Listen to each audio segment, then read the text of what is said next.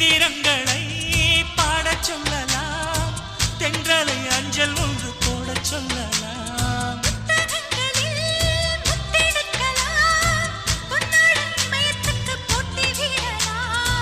பூமிக்கு பொட்டு வைத்து பார்க்கலாம் பார்க்கலாம், பூவுக்கும் ஆடை தைத்து போடலாமா?